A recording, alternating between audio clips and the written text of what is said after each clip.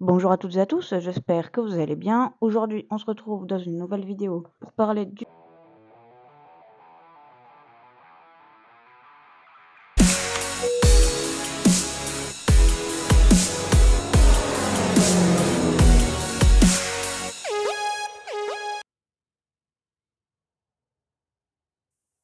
On commence tout d'abord avec la brigade Alpha Jet. La Red Arrow et la patrouille de France en étaient équipées. Il y avait l'équipe de France de voltige, il devait y avoir la 400M qui devait venir, et aussi les Red Arrow, tout en ayant la patrouille de France. C'était vraiment impressionnant parce qu'ils ont fait des manœuvres que j'ai jamais vues auparavant. C'était vraiment très sympa. Je pouvais tout savoir à l'avance parce que j'avais pris mon talkie-walkie en plus, donc je me suis mis sur la fréquence 120.405. C'est la fréquence de la base, ils ont changé ça sur les cartes VAC il y a quelques mois, quelques années déjà. 1 an ou 2 si je me souviens bien. Bref, là n'est pas le sujet, mais franchement, je pouvais tout savoir à l'avance, quoi. Alors pour tout vous dire, parlons de la 400M. J'ai interrogé quelqu'un sur la base qui m'a tout dit lui-même. Il m'a dit j'ai déjà assisté à plusieurs meetings, il vient jamais, il appelle de je sais plus où, au final il vient pas parce que problème technique.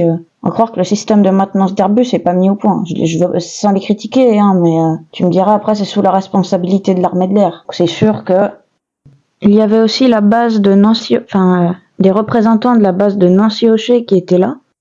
Mais eux, c'était pas les pilotes, ils étaient là pour toute autre chose, ils étaient là pour vendre les maquettes du Rafale, donc totalement autre chose, tu vois.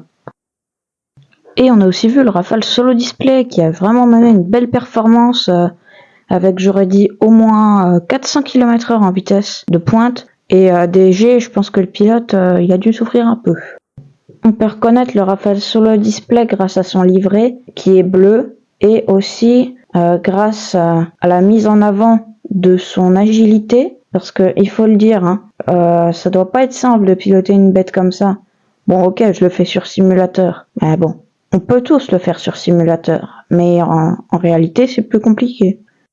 Sachant que là, sur les images qu'on peut voir, il a même pas la post-combustion d'allumer, c'est quelque chose de dingue. Parce que pour monter comme ça, je vous dis pas le rapport poids-puissance qu'il faut avoir. Donc là, rien que sans la post-combustion, il doit être au moins à 1 pour pouvoir monter comme ça. Et c'est sur ces douces paroles pour l'organisation Bleu Ciel que nous nous quittons. À la prochaine, au revoir.